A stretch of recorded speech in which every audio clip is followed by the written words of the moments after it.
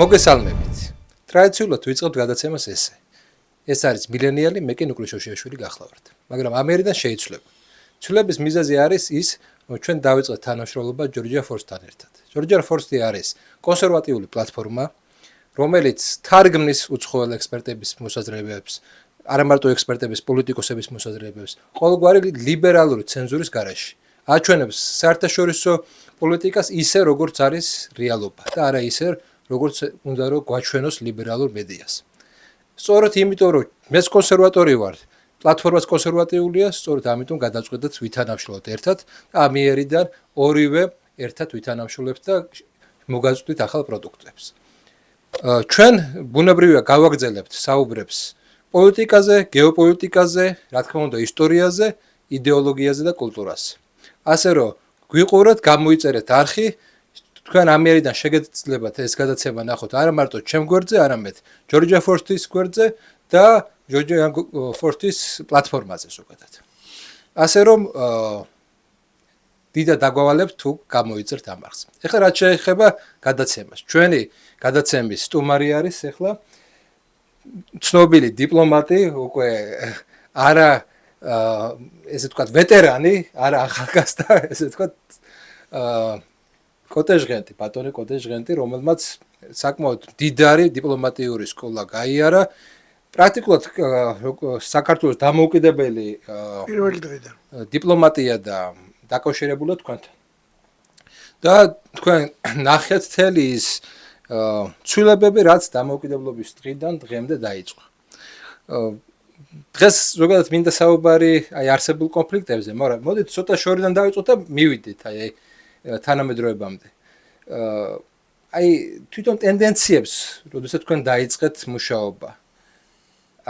როგორი იყო მაშინ ზოგადად ქართული პოლიტიკური ელიტის, ასე ვთქვათ, ან საზოგადოების ხედვა და აი როგორ ხდებოდა შეცვლა აი ამ ყველაფრის და აი დღეს როგორ მოვედით აქამდე, სადაც ვართ. მადლობა მოწვევისთვის და იმისთვის, რომ ერთ-ერთი პირველი ვარ, ვინც თქვენ ახალ პლატფორმაზე გამოვდივარ. კი, ნამდვილად მე 33 წელი ვიმუშავე საგარეო საქმეთა სამინისტროში პირველი დღიდან საქართველოს დამოუკიდებლობის. კი არა, უფრო ადრე მივედი. და მერე ჩატარდა არჩევნები. მე მისული ვიყავი ჩემ რამდენიმე კოლეგასთან ერთად. გოგი ჯავახიშვილი იყო ჯერ კიდე საბჭოთა კავშირის დროინდელი საქართველოს საგარეო საქმეთა მინისტრი. მაშინ ისეთ სამინისტრო იყო, რომ უნდა გავიხსენო, ეგ აუცილებლად. ძირითადად ხდებოდნენ ხოლმე დელეგაციებს მოსკოვიდან ჩამოსულს უცხოურს. მასპინძლობდნენ. რა თქმა უნდა, დროს ატარებინებდნენ, ასე ვთქვათ, აკეიფებდნენ, ანახებდნენ თბილისს, საქართველოს. რამდენი დროც ჰქონდათ იმის მიხედვით, მე გააცილებდნენ და ეს იყო საქართველოს საგარეო საქმეთა სამინისტრო. ბევრმა არის ის, რომ საბჭოთა საქართველოში არსებობდა ესე სამინისტრო. საბჭოთა საქართველოში კი არა, საბჭოთა კავშირის დროს ყველა რესპუბლიკაში ჰქონდა თავის საგარეო საქმეთა სამინისტრო, რომლის საგარეო საქმეთა მინისტრად ფორმალურად ითვლებოდა უმაღლეს საბჭოს თავმჯდომარე იმ რესპუბლიკის და პრაქტიკულად იყო პიროვნება, რომელიც საქმიანობას ახორციელებდა საგარეო საქმეთა სამინისტროში ეგრეთ წოდებულში. და ესეთი იმ დროს იყვნენ ჩამოსული აქ ისეთი ხალხი, როგორც ფიდელ კასტრო, მაგალითად ხრუშჩოვი. ცნობილი ამბავია. როგორც იმელდა მარკოსის მეუღლე იყო აქ ჩამოსული. როგორც დეივიდ როკფელერი მაგალითად იყო ჩამოსული. როგორც საკმაოდ ბევრი იყო სხვათა შორის. და მარგარეტ ტეტჩერი ცნობილია მარგარეტ ტეტჩერი. სხვათა შორის როგორც მახსოვს, ქართველები აქო მაშინ რაღაცა ესეთი. აქო კი არა, ძალიან გახარებული იყო, იმით რომ ქართული ოქრომ კერდით გააკეთებული ქართული კაბა აჩუქეს. და მე ჩაიცვა კიდევაც ესეთი ისიც მოგვივიდა. ხო, დავიდ როკფელერს ყველაზე უფრო თურქული აბანო მოეწონა მაგალითად და პირდაპირ თურქული აბანოდან პირდაპირ ხაზით შეერთეს ამერიკასთან, ნიუ-იორკთან და იქ უთხრა, რომ აი მე ახლა ესეთ აბანოში ვარ და მანდ რო ჩამოლეგეთებს და ეგეც დამახვედრებთო უკვე. იქო. თავის მექისიანათო უთხრა და იქიდან კი დღეს მექისე რა არის. ხო და ან აუხსნა მეკისე რა არის და შეძლებს დაგვარად დეივიდ როკფელერმა ბატონი ოთარ ჩერქეზია ეხმარებოდა რომელიც მას მიდლობდა მოკლედ აი ესეთი ისტორიები იყო პოლიტიკური ტურიზმის იმით პოლიტიკური ტურიზმი იყო კი ბატონო ხო და მე უკვე აი ჩატარდა არჩევნები და მე დავიწყეთ ნამდვილი საგარეო საქმეთა სამინისტროს შექმნა ასე ვთქვათ იმ პირობით როცა საერთოდ არ ყავდა პროფესიონალი დიპლომატები არ იყო პროფესიონალი აი როგორ ვარჩევდით დიპლომატებს აი ის ხალხი რომელიც ახლოს იყვნენ დიპლომატიასთან მაგალითად სულ თავიდან რომ დავიწყეთ იყვნენ საზოგადოების ქვეყნების ეკონომ-გეოგრაფები უნივერსიტეტიდან ვისაც ეგ ფაკულტეტი ჰქონდა დამთავრებული აღმოსავლეთმცოდნეები ჩემი თამადობით რომელსაც ეგ ფაკულტეტი ჰქონდა დამთავრებული დასავლეთ ევროპის ენების და ლიტერატურის ფაკულტეტი ვისაც ჰქონდა დამთავრებული მაგალითად ბატონი თედო ჯაფარიძე გიგაბურდული, მაგრამ თედო მე ამერიკის ინსტიტუტში იყო მოსკოვში არბატოვთან და ძალიან ცნობილში და გიგა ინაზემცევთან და მე კიდე პრიმაკოვთან. იქ გავაკეთე ორი დისერტაცია, ასე რომ ეს გამოცდილება გქონდა ეგეთ ხალხთან ურთიერთობის. ესე პრიმაკოვს იცნობდით? პრიმაკოვს ვიცნობ ძალიან კარგად. და აი ერთი შეკითხვა მაქვს, სულ აი ესეთი ორმაგი აზრი არის პრიმაკოვთან დაკავშირებით. პირველი ეს არის ის რომ ის რაღაცა მეგობარი იყო საქართველოს და მეორე ის იყო მტერი. აი სულ ესეთი ორნაირი შეხედულება არის საზოგადოებაში. ზოგიერთის მიხედვით თვითონ პრიმაკოვთან არის დაკავშირებული სეპარატისტული მოძრაობებიც, მეორენი ამბობენ რომ პირიქით ეს იყო ისეთი პროქართველი რომ იმას აკეთებდა, რა ქვია, ქართულ საქმეს ლობირებდა და აი ვერ გავერკვია სიმართლე გითხრათ რომელი მხარე ამბობს სწორს.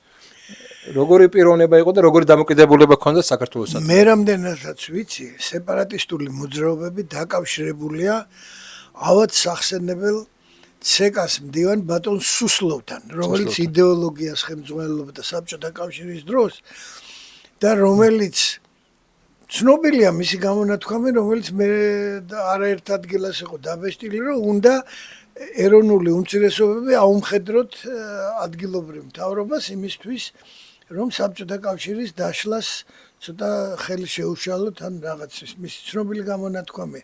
ის ცნობილი წერილი აფხაზების, რომელიც ვითომ აფხაზეთის უხუცესები შეიკრიბნენ და გაუგზავნეს ცენტრალურ კომიტეტს, ის სუსლოვთან მივიდა და მე იმ სუსლოვმა აქ გამოაგზავნა და მოთხოვა ჩვენ მაშინდელ მთავრობას ისეთი რამეები, როგორც არის კვოტები აფხაზებისთვის ჯარში წასაყვანად, რომ თანამდებობებზე ქართველებთან ერთად აფხაზები აუცილებლად უნდა და ასე შემდეგ და ასე.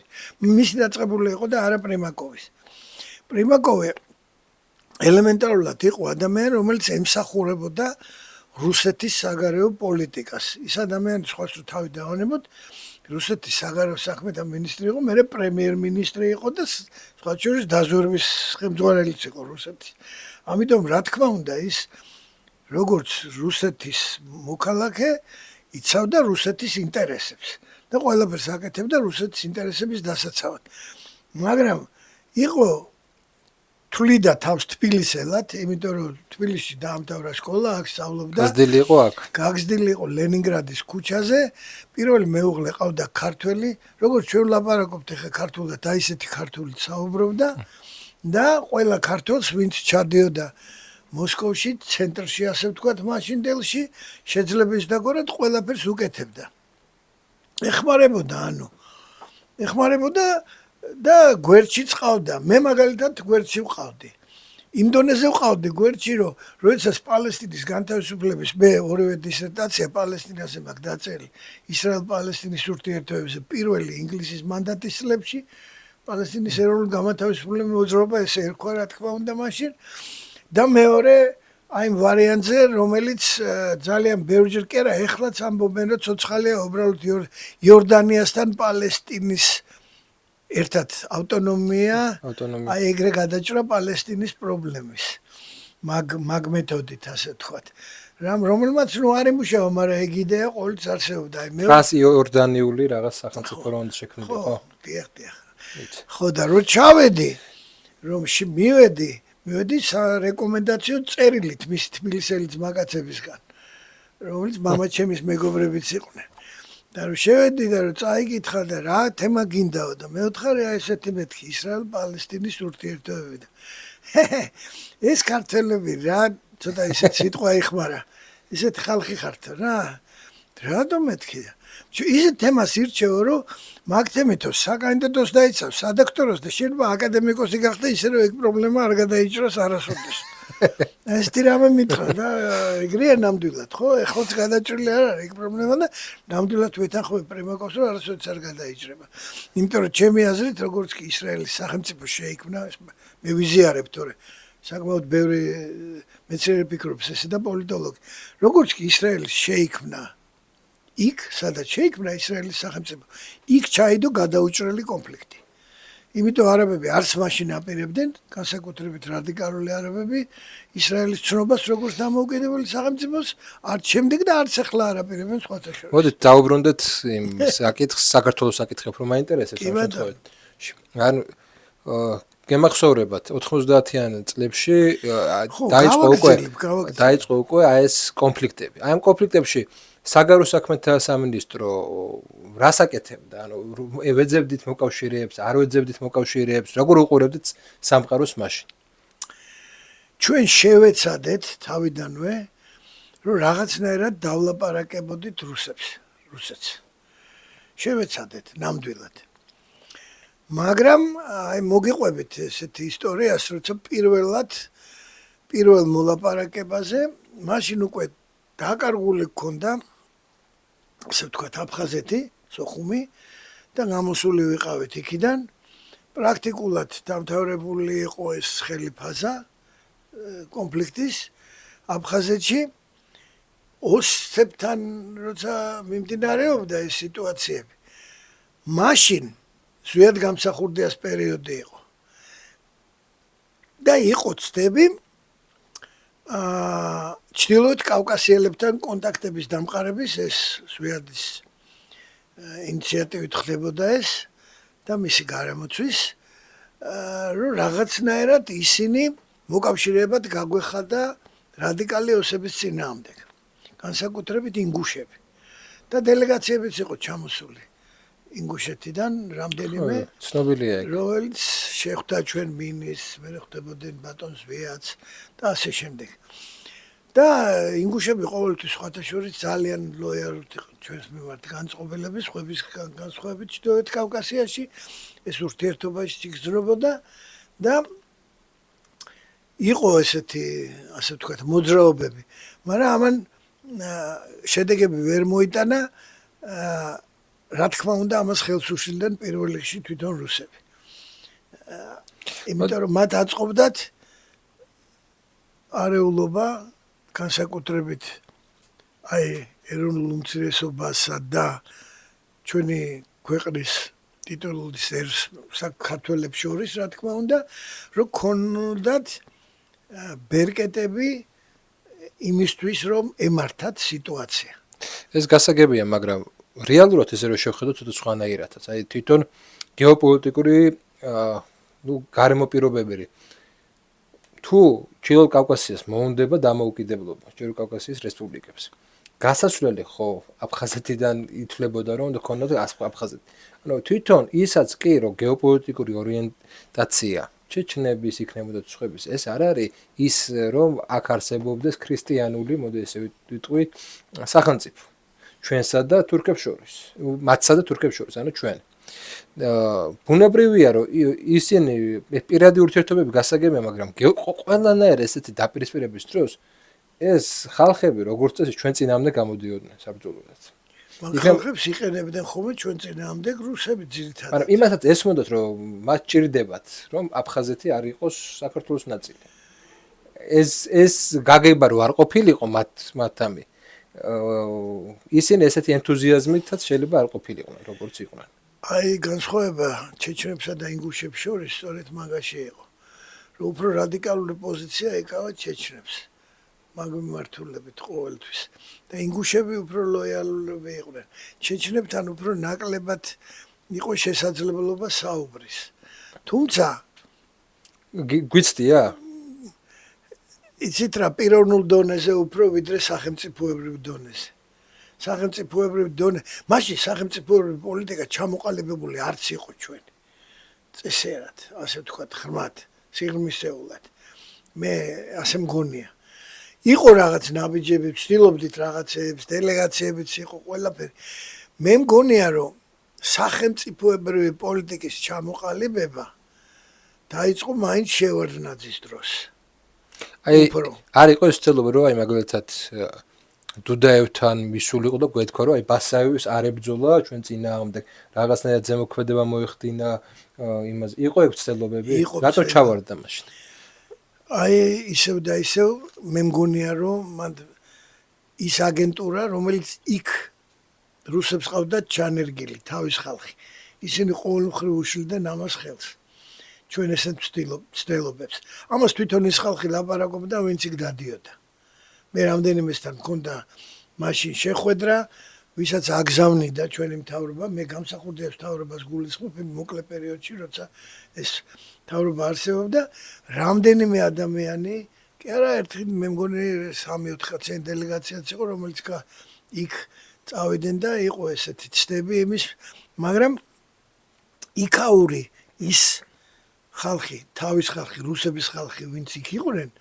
ისინი ყოველმხრივ უშლდნენ ამას ხელს ეს დაბრუნებული ხალხი ესე საუბრობდა რომ ხელს უშლდნენ ამას და ნუ ეს მე მგონი ბუნებრივია რუსები რომ ამას ხელს შეუშლდნენ ნათელი იყო რაც შეეხება დუდაევთან ურთიერთობას მე მეორე ერთი მომენტი მინდა გავიხსენო რომელიც ძალიან ისე მახსენდება როდესაც უკვე დოქტორანტურაში ვიყავი მოსკოვში მომამაგრეს ჩეჩენი ასპირანტი შამილ ბენო რომელსაც ჰქონდა დამთავრებული სორბონა ამ შამილ ბენოს მამა იყო იორდანიის სასაზღვრო ჯარების უფროსი გენერალი და მისი და-ძმა ორივე მუშაობდა იორდანიის სასაზღვრო ჯარებში ორივე მაღალი ჩინის ოფიცრები იყვნენ ეს დუდაევმა ჩაიგდო ხელში ასე ვთქვათ დროებით ძალაუფლება ჩეჩნეთში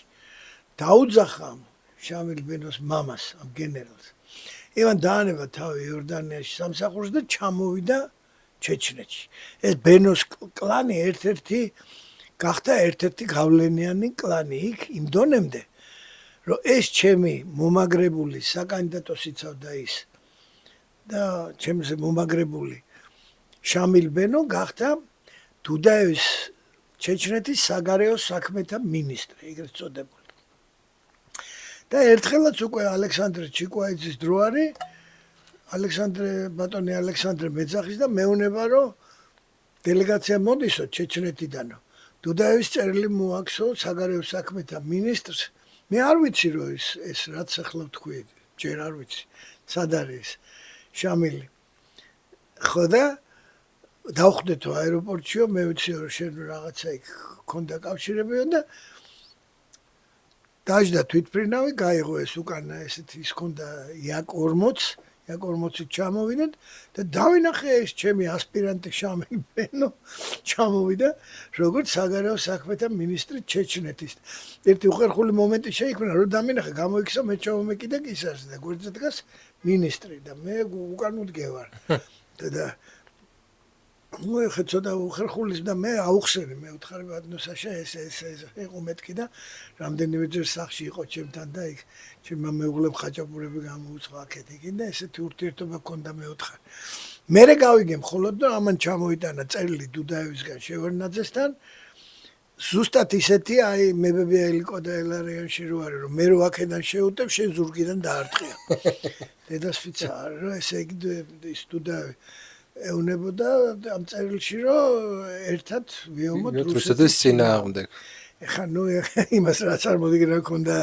ედუარდ შევარდნაძე არ ვიცი მაგრამ ამას ეს რომ უკან გაუშვეს თავის წერილიანად ფაქტია აი ესე შევხვდი იმ შამილ ბენოს იმის მერე რაც მოსკოვში შევხვდი დოქტორანტურაში ყოფნის დროს ჯერ კიდე საბჭოთა კავშირის დროს მაგრამ მე დოქტორანტურაში ვიყავი მაშინ უკვე პრიმაკოვი აღარ იყო დირექტორი მაგ ინსტიტუტის იყო კაპიცა, სინოლოგი კაპიცა, ეს ფიზიკოსი არა, სინოლოგი კაპიცა არსებობდა, რომელიც მერე ცნობილი გახდა იმით, რომ შევარდნაძემ როგორც საგარეო საქმეთა მინისტრმა პირველი ვიზიტის მერე ჩინეთში უყარდა იმას დალევა იმ კაპიცას და თვითფრინავში იმდენი დალეა, რომ ინდოეთში ჩამოაგდო თვითმფრინავიდანო ესეთი ლეგენდა არსებობს შევარდნაძე მოლოთობის გამო და საგარეო საქმეთა სამინისტროში მუშაობდა და დანიშნა დირექტორად საგარეო იმის აღმოსავლეთ ცოდნეობის ინსტიტუტის და იმან გააგრძელა წარმატებით მე ეგრე ცხოვრება ოღონდ უკვე ინსტიტუტში ეხლა რო დაუბრუნდეთ იმას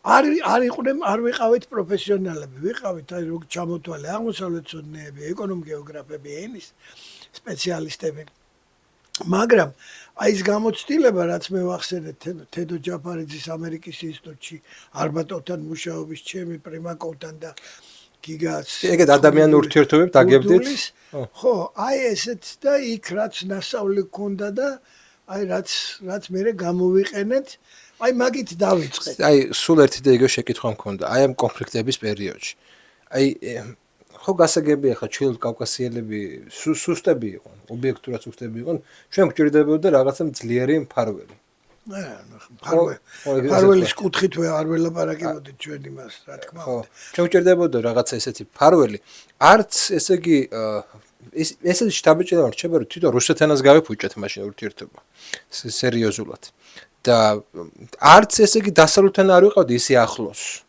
რომ რაღაცნაირად დასავლეთის იმედი ქონოდა რა თქმა უნდა დრო იყო საჭირო როგორი შეიძლება ეს აი რადგან თქვენ უშუალოდ ესწრებოდეთ ცოტა ესეთი წარმოდგენების ტყვეობაში ხო არ ვიყავით მიამიტური წარმოდგენების ტყვეობაში ვიყავით აუცილებლად ხო და ეს წარმოდგენები მაინტერესებს როგორი აუცილებლად ვიყავით მიამიტური წარმოდგენების მაშინ ანუ ისი იმედი ქონდა მოდი ესე ვიტყვი და რა იყო ჩვენი ხედვა არავისი საკუთარი თავის გარდა ოღონდ ჩვენ იმედი ქონდა რომ დასავლეთი როგორც შეერთებული შტატები აი შემდეგ რო ევროატლანტიკურ გაერთიანებას ვეძახით და ასე შემდეგ რომელიც ახლა უკვე სულ ზღაპავს თუ არსებობს საერთოდ აი იმის მხარდაჭერის იმედი ქონდა პირველ რიგში რა თქმა უნდა ამერიკის შეერთებული შტატების რატომ ქონდა მაგის იმედი მაგრამ ეს იმედები გაქრა მაშინვე როგორც კი უკრაინაში ჩასულმა ბუშმა უფროსმა იქ თავისი ცნობილი სიტყვა თუ იცით ალბათ საქმის კურსი ხართ რეები ლაპარაკა და გარბაჩოვის საბჭოთა კავშირის შენარჩუნებას და იმას სურვილი რომ გამოთქვა და რომ მოუწოდა ჩვენთვის ეროვნულ მოძრაობებს და მისთვის სეპარატისტულ მოძრაობებს რომ ხელი არ შეეშალათ გარბაჩოვისთვის საბჭოთა კავშირის დემოკრატიზაციაში. ეს იყო ძალიან სერიოზული მიდგომა ამერიკის შეერთებული შტატების მხრიდან. იმიტომ რომ მე ვიყავი პირველ დელეგაციაში, განათლების სამინისტროს დელეგაცია იყო, რომელიც ბატონის ვეადის დროს წავიდა ამერიკის შეერთებულ შტატებში და მე როგორც საგარეო წარმომადგენელი მაშინ ვიყავი მაშინ უკვე მურმან ომანიძე იყო თან ვიცე-პრემიერი, თან საგარეო საქმეთა მინისტრი საქართველოსი და წავედით და მოვიარეთ ვისკონსინის უნივერსიტეტის დაწყებული მოკლედ ჩtildeო აღმოსავლეთის 4-5 უნივერსიტეტი ამერიკის, რომელიც იცით კარგად ალბათ, რომ ითვლება democratic stronghold-ად ეხლაც შტატებში. დემოკრატების თავის ჰარვარდიან ყველაფრიანად. ყველგან სადაც მეცნიერები ხვდებოდნენ ამ უნივერსიტეტებში და გველაპარაკებოდნენ, ყველგან გვეუბნებოდნენ ერთ და იგივეს. რას ერჩოდით ამ გარბაჩოვს, რომ არ აცალეთ საბჭოთა კავშირის გადემოკრატიულება. რატო აკეთებდით ამას? რატო დაშალეთ ეს ქვეყანა?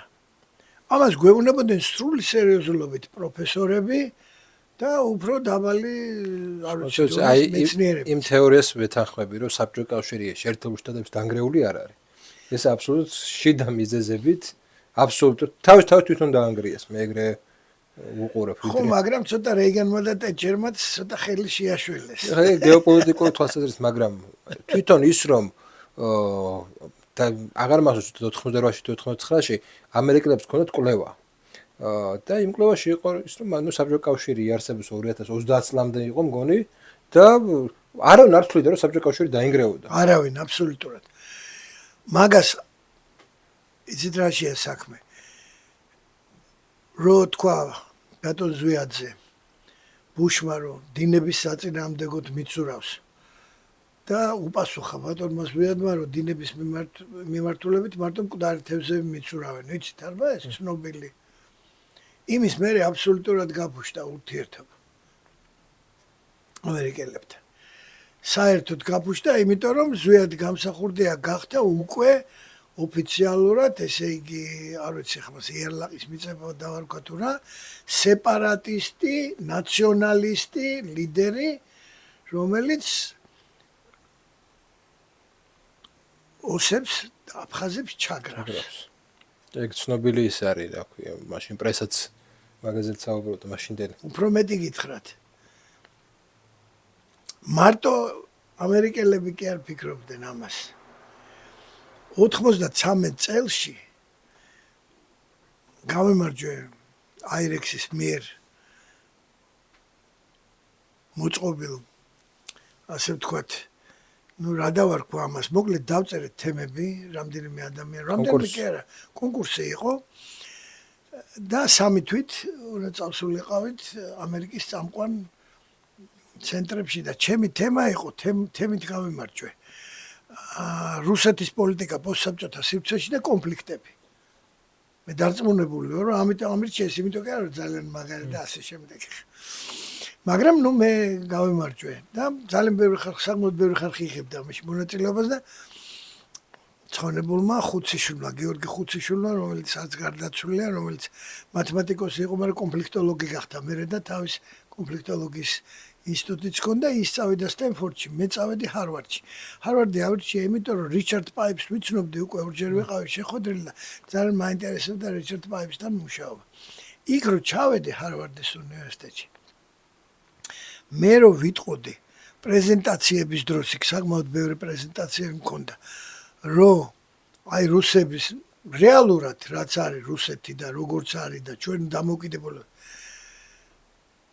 მე ვიყავი ნაციონალისტი ქართველი რომელიც იმ ხალხს წარმოადგენ ვინც გარბაჩოვს ხელი შეუშალა იმაში რომ საბჭოთა კავშირი გაიხო 93 წელია ეს ჰანტინგტონმა ჩემი იყოფნის დროს წარმოადგინა ჰარვარდში თავის ცივილიზაციათა შეჯახება. მე და ბატონი გივი ზალდასტანიშვილი ვიყავით ამ პრეზენტაციაზე ჰარვარდის აუდიტორიუმ ფორუმი ქვია ესე აუდიტორიუმში და ჩამოთვალა ჰანტინგტონმა თავის შვიდი ცივილიზაცია და ბოლოს მე კითხები რო იყო მე ვკითხე ჩვენ ქართველები მე მეთქი საქართველოსდან ვარ რომელ ცივილიზაციას განვეკუთვნებით თქვენ როგორ გონიათ თქო რა თქმა უნდა რუსულ მართლმადიდებლურს მომითხრა და რატომ მევთხარ რუსულ მართლმადიდებლურს როცა გაცილებით ადრე ვიყავით ქრისტიანები გაცილებით ადრე ქონდა ქრისტიანული კულტურა გაცილებით ადრე დამწერლობა გაცილებით ძეგლები ყველაფერი და რატო და ვერ იტანენ ვერა განსაკუთრებით ანგლოსაქსი პროფესორები და პოლიტოლოგები როცა ესეთ კითხვებს უსვა და გაბრაზდა ეს ცოტა ჰანტინგტონი და მეუნება უკან რუკა ქონდა გაშლილი შეხედე ერთ სადრუსეთი და სათქვენ ჩან ხარ საერთოდ ამ რუკაზეო აი მაგიტო ხართო რუსული მართლმადიდებლურის ნაწილია და ეს რო თქვა თელმა სტუდენტებმა და ვინც ესწრება დაიწყეს სიცილი აუწყეთ სიცილი და მე ეს რო გამოეწყიდა კაფეში დაგვპატიჟა ჰარვარდის მე და ბატონი გივი ზალდასტანი და ჩვენთან ერთად დაპატიჟა ახალგაზრდა კაცი რომელიც მანამდე გამოვიდა და განაცხადა რომ არის სომხეთის ელჩი ამერიკის შეერთებულ შტატებში იმან არის ის რომ მე ვგზივარ და ჩვენზე დაიწყო ლაპარაკი ზუსტად ისე როგორც სახაროვი ლაპარაკობდა და ბონერი მისი მეუღლე ქართველებზე რომ ჩვენ ვართ მცირე იმპერია რომელიც ჩაგრავთ აფხაზებს ოსებს და არა მარტო აფხაზებს და ოსებს სომხებს აფხაზეთში ეს ის კაცია შემდეგ ეს ელჩი რომელიც გადატრიალება რომ მოხდა სომხეთში და ყარაბაღის კლანი რომ მოვიდა იქ პარლამენტში რომ შევარდნენ და მთელი ამბავი რომ დახოცეს პარლამენტი დარჩა ამერიკაში არ ჩამოვიდა როგორც კიდე სხვა ელჩები. აი ესეთი სიტუაცია იყო იმაში, რა ქვია, ამერიკის შეერთებულ შტატებში. ამიტომ აქედან გამომდინარე ძალიან ძნელი იყო მაშინ დამოუკიდებელი პოლიტიკის გატარება აი ამ კუთხით, რომ ჩვენით გამკლავებოდეთ ამ პრობლემას, რასაც ქვია სეპარატიზმი. არ გამოვიდოდით ჩვენით, არანაირად არ გამოვიდოდა. მოკავშირე არ გვყავდა. მოკავშირე არ ყავდა. არა ჩვენ ვიყავით დასავლეთის თვალში ნაციონალისტები რომელიც ჩავგრავდით მცირე ერებს და თან კიდე ამის გარდა ვერც კავკასიელებთან ვერ გამოგვიდეთ და დალაგება.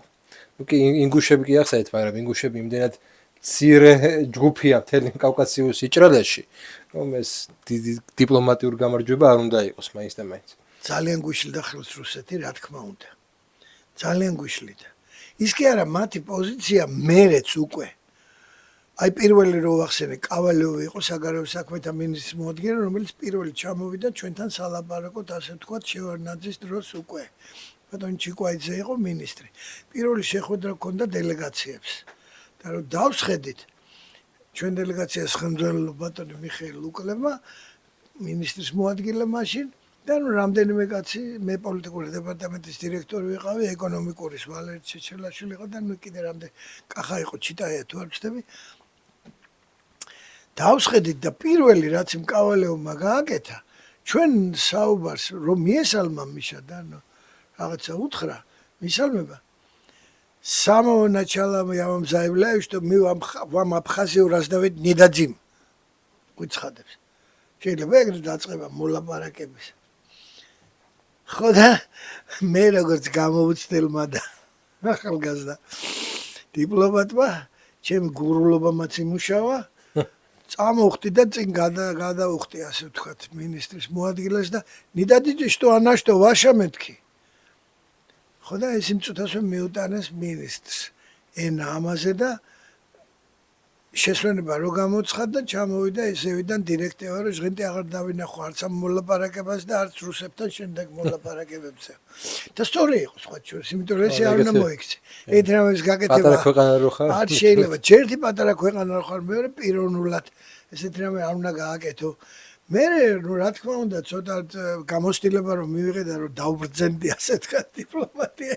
მე კი კარგად მივხვდი და ესეთი რამეები აღარ გამიკეთებია, მაგრამ ნუ აი პირველი ესეთი გამოხტომა რუსეთის პოზიციის გამოახშფოთებასთან იყო. აი შეკითხვა მაქვს.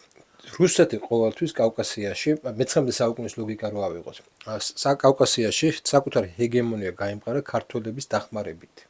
ქართული თავდაზნაურობის დახმარებით, ვის რომ შამის ქართველები ორბელიანები იყვნენ, ანუ ფაქტია. ფაქტია, რომ რეგიონში დასაყრდენი მთელი მე-19 საუკუნე იყო ქართველები.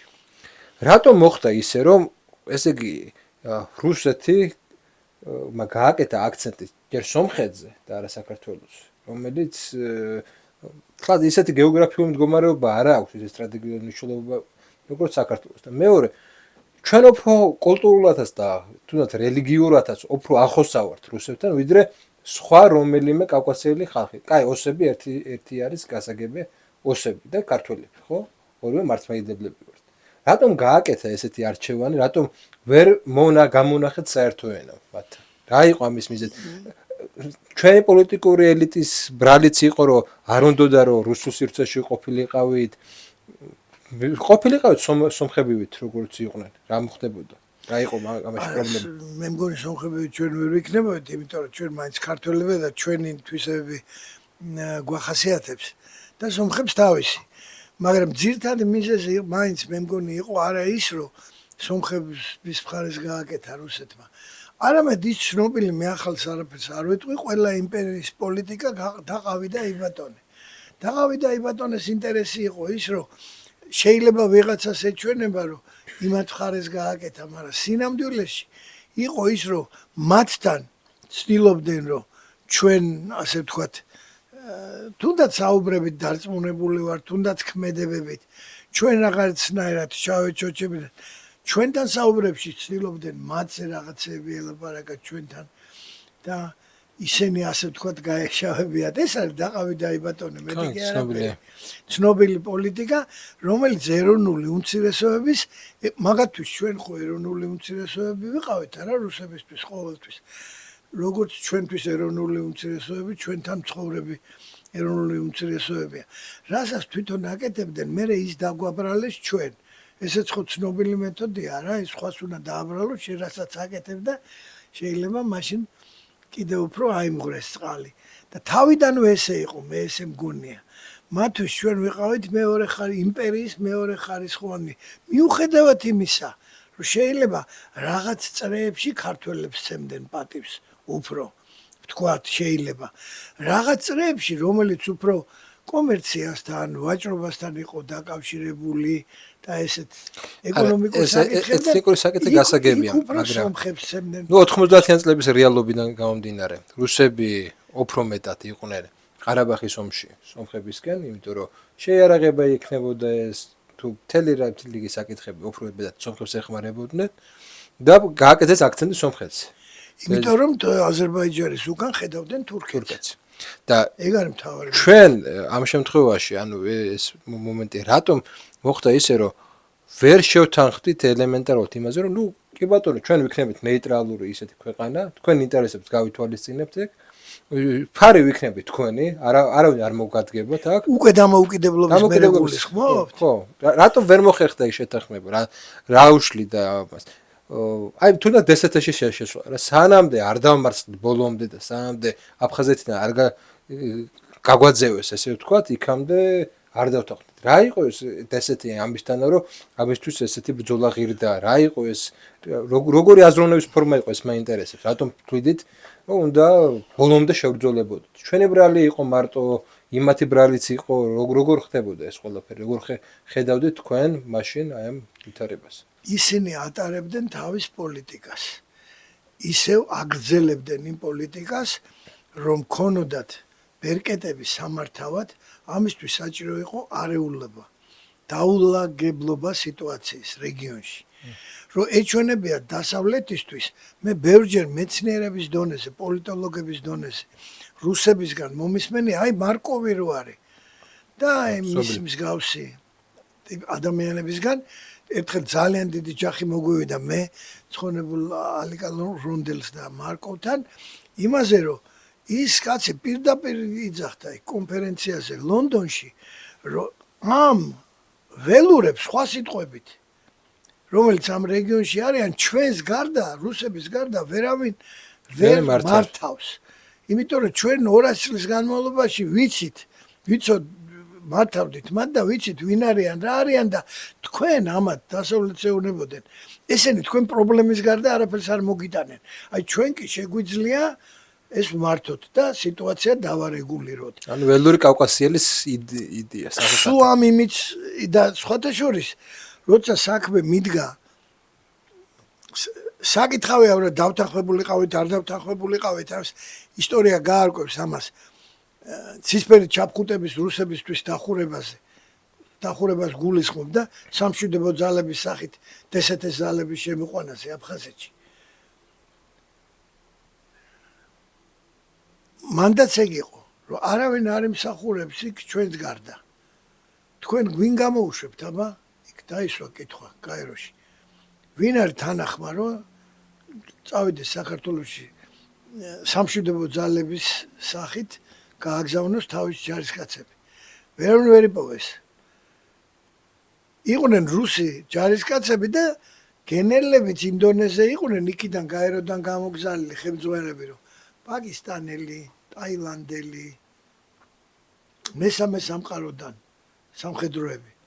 გეოგრაფიულად დაშორებული ტერიტორია. გეოგრაფიულად დაშორებული, რომლებიც მსახურობდნენ, კი არა ხელმძღვანელობდნენ ფორმალურად რუსების ჯარს და იქ სინამდვილეში რომ იქ რუსი გენერლები ხელმძღვანელობდნენ ყველაფერს რაც იქ ხდებოდა ეს ხო ფაქტია.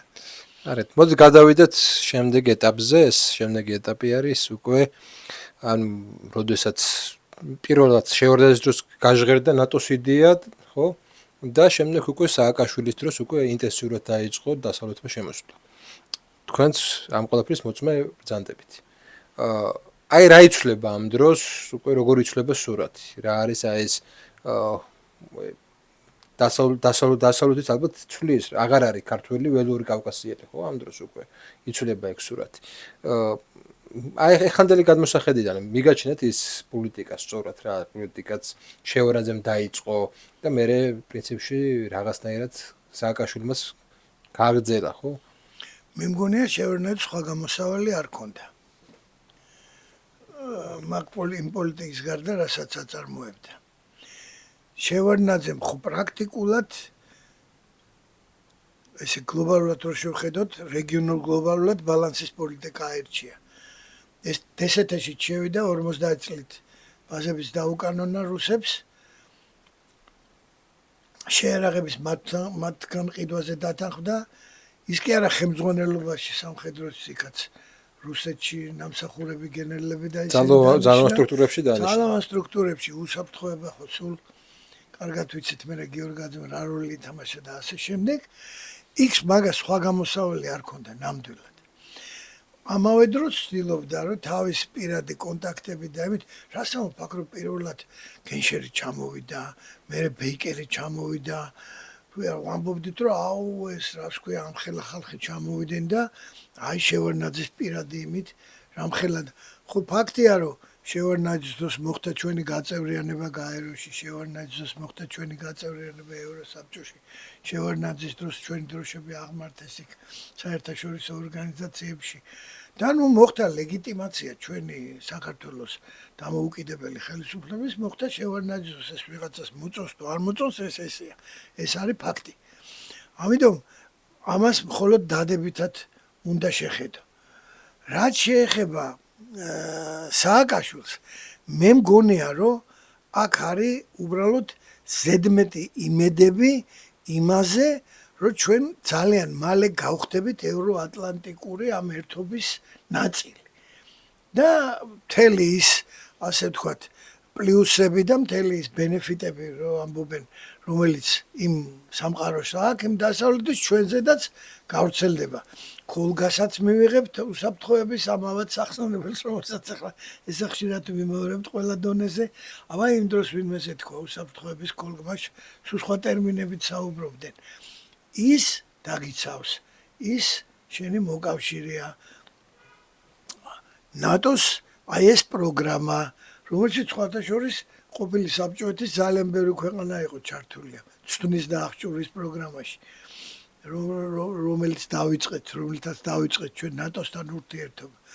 მაგრამ შევარნაძე შორსჭრეტელი ადამიანი იყო, როცა უთხრა, რომ მანდამაინც დიდხანს ამ ღია კარშინ უნდა გვაყენებთო, იმიტომ რომ დაინახა რომ არის რაღაცეები, რაც კეთდება, მაგრამ იმის იქით არის აი ესეთი როგორ ვთქვა ვირტუალური წითელი ხაზები, რომელსაც ისინი არასოდეს არ გადაკვეთავენ. მაგალითად რა იყო ესეთი? აი მაგალითად ნაბიჯი წევრობი, მაგალითად მაპი სიტყვაზე. აი მოდი ესე ვთქვა. მაგალითად ნაბიჯი 2008 რეალური ნაბიჯი. ომი არ ვიცით რომ ვართ 2008-ში ვართ, თუმცა ჯერ ომი არ მოხდა. ბუქარესტის სამიტია. გვაძლევს თუ არა აი შემდეგ ისტორია რო არ ვიცოდეთ და იქ თქვენც იყავით. გვაძლევს თუ არა ესეთი მაშინდელი ესეთი განწყობა იმის რომ მოდი დავფიქრდეთ. ეგ სიტუაცია ხო აღარ იყო რომ აი იქნებ სხვანაირად მიმოქმედოთ. ხო აღარ იყო ხო ეს სიტუაცია? არა, ნამდვილად არ იყო. მაშინ იყო ერთი ასე ვთქვათ მიჩოვლასაც ვიყავით გენერალური ხაზი. ჯერ კიდე საბჭოეთის დროიდან რუსულად გენერალная ლინია. აი ეს იყო. საქმე რაშია იცით? მე მესმის რომ საქართველოსნაირ ქვეყანას ძალიან დიდი ფუფუნება არ აქვს მრავალვექტორული პოლიტიკის წარმოება. მაშინ მით უმეტეს არ ქონდა. რომ გაგეთვალა რომ აი ეს გავაკეთო თუ ეს გავაკეთო. თუ ის არა მაშინ რა?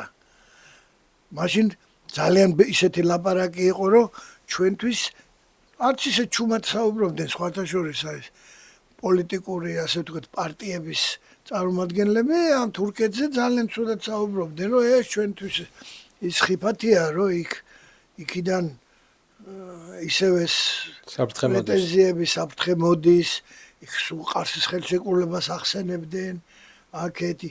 ის კი არა 93 წელში დემირელი რო ჩამოვიდა და პირველად რომ მოვაწერეთ ახალ ხელშეკრულებას დამოუკიდებელმა საქართველოს და თურქეთმა რომლის წერაშიც მეც კი არა მოლაპარაკებებში წინასწარში უშუალო მონაწილეობა მქონდა მიღებული და ჩავწერეთ ისეთი რამე პირველ მუხლში რომ მხარეები ეთანხმებიან ყარსის ხელშეკრულების იმ ნაწილს რომელმაც განსაზღვრა ზეპირად მახსოვს საზღვარი ორ სახელმწიფოს შორის.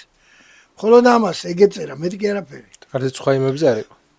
არა უთებზე იმის მერე კი დიდი ხანი მეორებდნენ რომ აიყავს ეს ხელშეკრულებით თურქებს საქონელი რო გადმოვიდეს საზღვარზე ასკერებს ძველ სახელებს ხმარობდნენ სპეციალურად ხალხის ნერვების მოსა უფლება აქვს გადმოყვენი მძროხებს და ბათუმში შემოვიდნენ ნო აი ესეთი დონის ისინი იყო შიშების რა ქვია ხო და იქ შიგნით და დაჯგუფებები რომელიც უმეტესად რადასამალია და კეთილდღეობაზე ფიქრობდნენ და არა საქართველოს საგარეო პოლიტიკაზე და იმ როლზე დამოუკიდებელ ქვეყანას ისინი მიყვებოდნენ იმათ ჰქონდათ ერთი ნარატივი შიდა ძალებს რომ სოფლიო დონის პოლიტიკოსმა ბატონმა ედუარდ შევარდნაძემ იცის და ისე დაალაგებს ყველაფერს როგორც საჭიროა თქვენ როგორ უყურებთ აი აი შევარდნაძე გასიმილი არ თქვა რა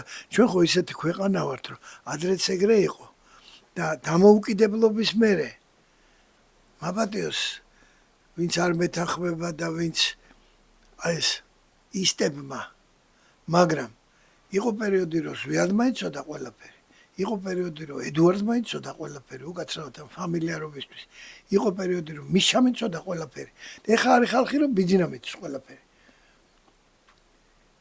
ეს არის ქართველების ასე ვთქვათ აი რა ინსტიტუტ პიროვნებებზე გვაქვს ორიენტირი და არა ინსტიტუტებზე გასაგები დიახ ეს არის ისტორიულად და სხვა შორის ამით გავართ რუსებს რატო იცით აი რუსული გამოთქმა რო არის вот придет барин он нас рассудит он всё знает აი ზევით ვინც არის იმანიც ყველაფერი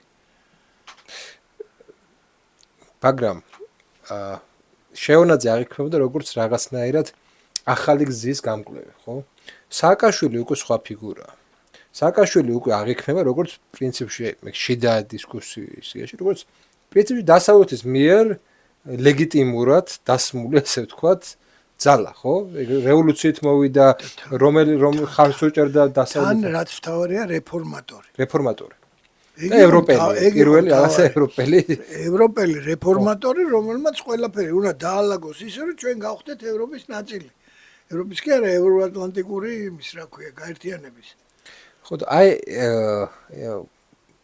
ისე როგორ ახლა აი ამ გადმოსახედიდან როგორ უყურებთ ეს გვაქეზებდნენ მართლა ეგეთი პროექტი იყო რომელიც მე ჩავარდა ხო იცით ვერ რაღაც თეორიები იქნება ხოლმე თუ იყო ეგეთი მომენტი რომ რაღაცა შიგნით ეს დასავლეთ არ იყო ეს ერთიანი ეს სხვადასხვა ნაციონალების ამბობენ მაგას რომ ამერიკამ ხარჯ გვიჭერდა გერმანია და ევროპული ძველი ევროპა არ გვიჭერდა მაგას ნატოში არ უნდა შესვლა და ბუქარესტის სამიძე მერკელმა დაბლოკა ეს იმიტომ რუსეთის ცნობილი ამბავია და ნუ ეს საკითხი რომ აი იყო შანსი ბუში უმცროსის დროს იყო ეგ შანსი აი ეს რამდენად პოსტსკრიპტუმ შეიქმნა თუ თავიდანვე ესე იყო ეგ ნარატივი მე მგონი რა შეაიცით საქმე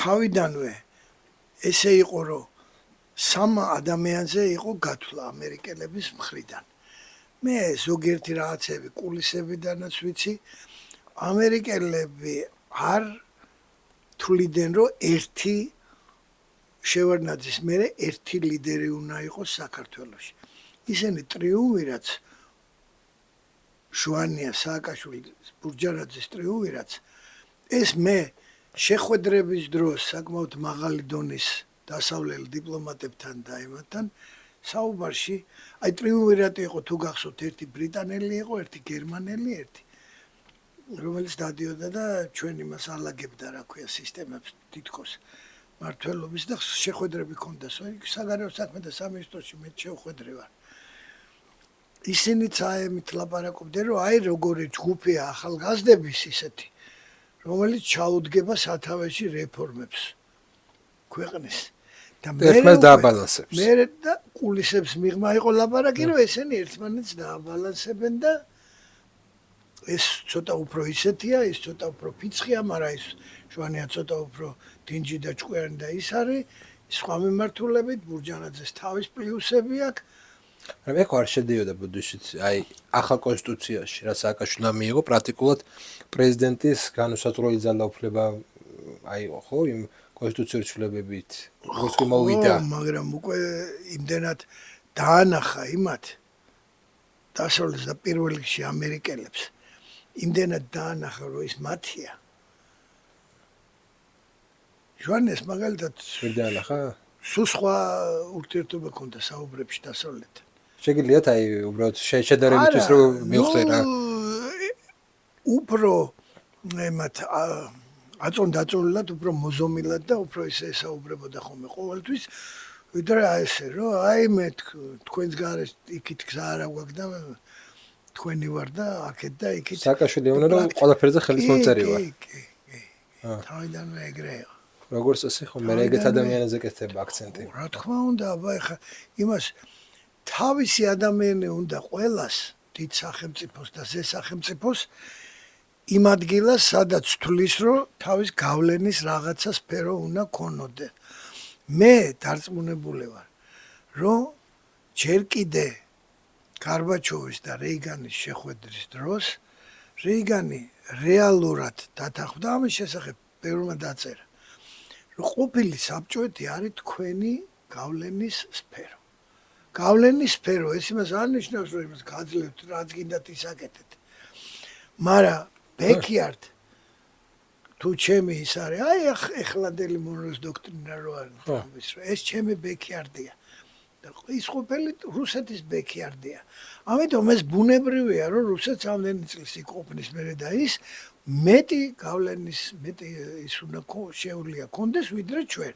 სამაგიეროდ ჩვენ აქ უნდა კონდეს უფრო მეტი და რუსეთს არ უნდა კონდეს პრეტენზია რომ ამერიკაში იქ რაღაცები ეს არის ორ ზესახელმწიფო შორის ასე ვთქვათ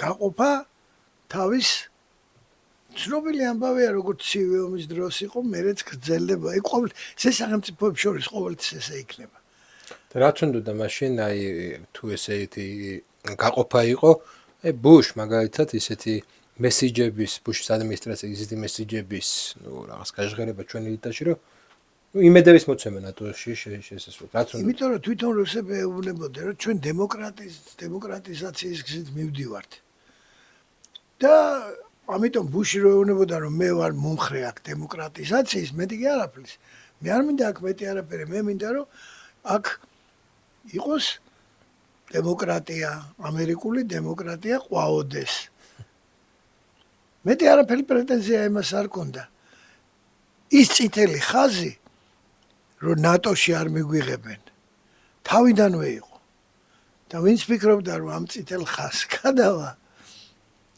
ნატოს წევრი სახელმწიფოები და ამერიკა პირველ რიგში ის ჩემი აზრით ძალიან ცდებოდა არასოდეს არ უფიქრიათ იმათ ნატოელებს ჩვენი იქ მიღება არასოდეს მე ამას სხვა შორის სტუდენტებსაც პირდაპირ ვეუბნებოდი როცა ლექციებს ვკითხულობ ბატონო კოტე არის ესეთი მომენტი რომ ნუ 2008 წლის შემდეგ რაღაცნაირად იცვლება უკვე წარმოდგენები, იცვლება ესე იგი დამოკიდებულებები, უკვე აღიარებულია რუსეთის მიერ აფხაზეთი, აღიარებულია ეგრეთ წოდებული სამხრეთ ოსეთი და ნუ იქაც ლაპარაკობენ თვითონ ნაციონალურ მოძრაობას, რომ თვითონ ნაციონალურ მოძრაობას გაუფუჭდა ურთიერთობა დასავლეთთან. ნუ იარაღს აღარ ყიდულობდით თუ და ასე შემდეგ. აი მე მაინტერესებს ესეთი რაღაცა, არის ესეთი მოსაზრება, რომ თვითონ ამერიკის შეერთებულ შტატებში მაშინ თუ გახსოვთ მიმდინარეობდა არჩევნები. და ნუ ამერიკის შეერთებულ შტატებში გარკვეულ ნაწილი დაინტერესებული იყო იმ კონფლიქტის 2008 წლის კონფლიქტზეა საუბარი. და აქეზებდა სააკაშვილს, მაგრამ იყვნენ ასევე მეორე ნაწილი, ხო, რომლებიც უგრძალავდნენ. აი კონდოლიზა რაიზი არის აქ საუბარი, რომელიც უგრძალავდა ამის გაკეთებას და ეუბნებოდა პროვოკაცია არაყოლილი იყო. აი თქვენ, როდესაც აი ესე უკვე მაშინ უკვე გამოცვილი იყავით, უკვე ბევრი რაღაცა უკვე ნანახი გქონდათ, უკვე პოლიტიკაში გარკვეული იყავით. აი როგორ აფასებთ, ეს ომი გარდაუვალი იყო, როგორც ნაციონალური მოძრაობა გვეუბნება თუ ეს იყო მთელი რიგი რაღაცა მოვლენების ერთობლიობა, აი იგივე კონკრეტულად მაკეინის ფაქტორი და მაკეინის გუნდის ფაქტორი, კონკრეტულად ის რომ სააკაშვილის ფსიქოტიპი, კონკრეტულად ის რომ პუტინსაც ალბათ გეგმა ქონდა მსგავსი, ანუ შეგვეძლო თუ არა აგვეცილებინა ეს კონფლიქტი. არ შეგვეძლო ერთი მიზეზის გამო, ჩემი აზრით. სააკაშვილი დარწმუნებული იყო, რომ აფხაზეთსა და ცხინვალის რეგიონის ეგრეთ წოდებულ სამხრეთ ოსეთის კონფლიქტებს შორის არის ძალიან დიდი განსხვავება. კონკრეტულად პირდაპირ ფიქრობდა ისიც და მე თემურ იაკობაშვილი, რომელიც სხვათა შორის თავის დროზე ჩემი ყოფნის დროს მივიღეთ საგარეო საქმეთა სამინისტროში, ჯერ კიდე გოგი ხოშტარიას დროს, ზვიადის დროს. რომ აფხაზეთი ისა ოსეთი რუსეთს არ ჭირდება. რომ იმის აი ესე შემოერთება, ანუ აღება, ადვილად შეგვიძლია ჩვენ არ არის ეგ პრობლემა, იმიტომ რომ არაფერში აფხაზეთი კი, აფხაზეთი სხვა საქმეა, მაგრამ აი სამხრეთ ოსეთი არაფერში არ ჭირდება და იქ ისინი გველაპარ, მეც გამიგია ეგეთი რამე, იაკობაშვილი მეც მეუნება და ისინი პირდაპირ მიგვანიშნებენ, გვეუნებიან. ეს იყო აბსოლუტურად ის, რაც მერე თქვა კონდოლიზა რაისმა. რომ მახე დაუგესო და ამ მახეში პირდაპირ თავით გადახდაო. სააკაშვილი. ანუ მოდიოდა ინფორმაცია, რომ მიდით ბიჭებო. მოდიოდა ინფორმაცია ესეთი, რომ აი აფხაზეთი არა, ცოტა სხვა რამეა. იქ არის საშუალებები და მთელი ამბავი. თავარი რა არის, იცით ჩემი აზრით? არ ქონდა გამოცდილება სააკაშვილს. მე საერთოდ გონია, რომ სახელმწიფო მოღვაწე statesman რასაც ქვია. თუ არა აქ ერთ დონეზე სამი შემადგენელი ნაწილი, ის წარმატებული სახელმწიფო მოღვაწე ვერ იქნება. ეს არის ნიჭი, ეს არის ცოდნა და ეს არის ცხოვრებისეული გამოცდილება.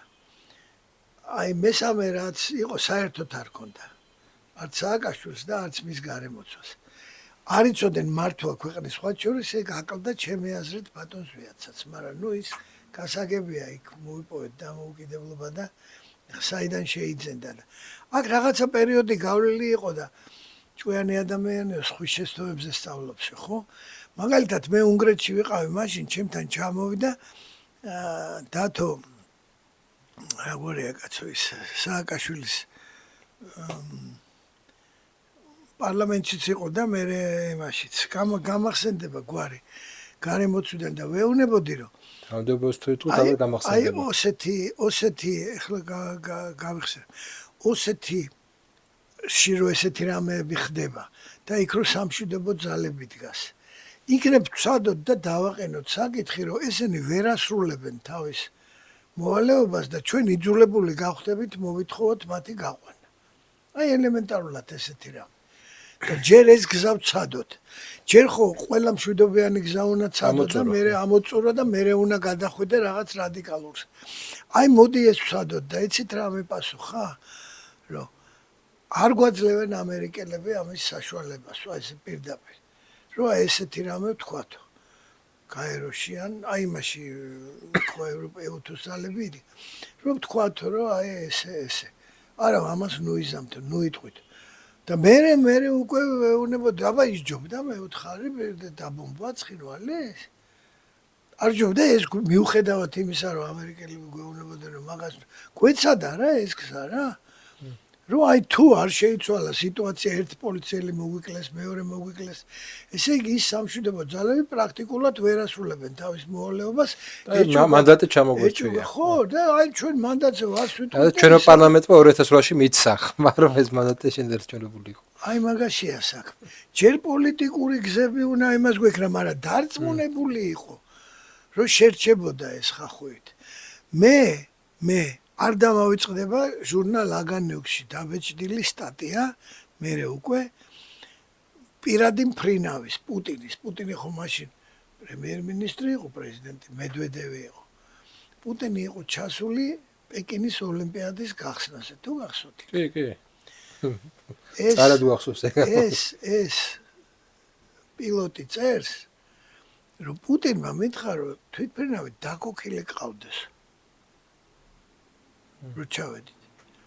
ეს პირდაპირ კი არა, ფიგურალურად რა, ესე იგი. ზატყოფნაში რა. ზატყოფნაში იყავით მე, იმიტომ რომ მე მომიწევს უკან გაფრენა მალე ვიცი. ანუ იცოდნენ ჩვენი ისინი. რა თქმა უნდა, კაცო, ეს იყო მახე დაგებული პირდაპირ იმისთვის, რომ იმ მახეში გადახტა ეს თავით. აი ესეთი იმით ის გენერლები ის ვინც იყვნენ იქ და ბოლოს მაშინ ესეთი საკითხი შეგოძლო აცილება უბრალოდ იმ კაცმა ვერ აიცილა ვისაც უნდა აიცილებინა თავი. თეორიულად რა თქმა უნდა შეგვეძლო, აბა რო არ აყოლოდით და ცოტა სხვა გზით რო წავსულიყავით. მაგის წინ იყო ერგენეთის გაუქმება, მაგის წინ იყო ბევრი რაღაცა იყო, რაც მე ეჭვი მაქვს. ზუსტად არ ვიცი, რომ აი ამ ამერიკელი მრჩეველების რომლებიც პირველი ნაწილის და არა კონდორზარაის და იმის მომხრეების, არამედ პირველი ნაწილის, რომელიც აი პრაქტიკულად ისე უბიძგებდა რა, ამ თავის საუბრებით, რჩევებით, იმით, რომ აი მიდი რა, მე ესეთი შტაბ-ეშტილება და ვრჩებოდა. აი მაგალითად პირველ რიგში თემური იაკობაშვილის საუბრებიდან, რაცო ის ჩვენია იმას კულახმეტოს და იმას იქ ფულით გამოვასავთ. და ხმას არა მიცეს ფული მე ცნობილი ამბავია ამოიღებენ ხო მე წინასწარ ლაპარაკებზე გეუბნები კარგით ესე იგი პოსტ ომის მდგომარეობა უკვე პოსტ ომის მდგომარეობაში ჩემი დაკვირვებით შიდა დისკურსი ეხლა საერთაშორისო სიტუაცია სხვა არის და შიდა დისკურსი სხვა უფრო გაძლიერდა ეს ნატო და ევროკავშირის საკითხი იმდენად გაძლიერდა რომ ხელისუფლება როდესაც შეიცვალა, ხო?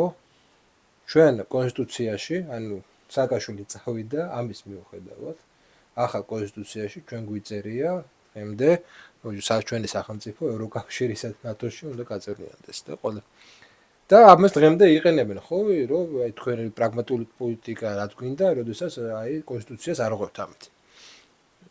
ესე იგი, ეს მოდი ესე ვთქვათ კონსტიტუციაში გაჩენა ამ მუხლების თქვენ როგორ გონიათ ეს იყო შიდა ინიციატივა თუ ამას ჰქონდა რაღაცნაირი გარე ზეწოლის ფაქტორიც გარე ზეწოლის ფაქტორიც ჰქონდა და ეს იყო კოაბიტაციის ბრალი ჩემი აზრით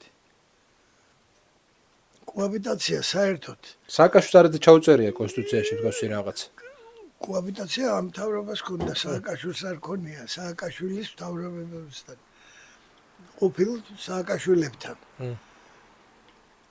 ეგ იყო ჩემი აზრით ჩვენება დასავლეთისთვის, რომ აი ჩვენ მივყვებით, ჩვენ არ ვცვლით კურს, თქვათ რუსეთის მხარეს ან რაღაცა ეს არის ფიქრობთ, რომ მთავრობა კი შეიცვალა. კომპლექსი ქონდა?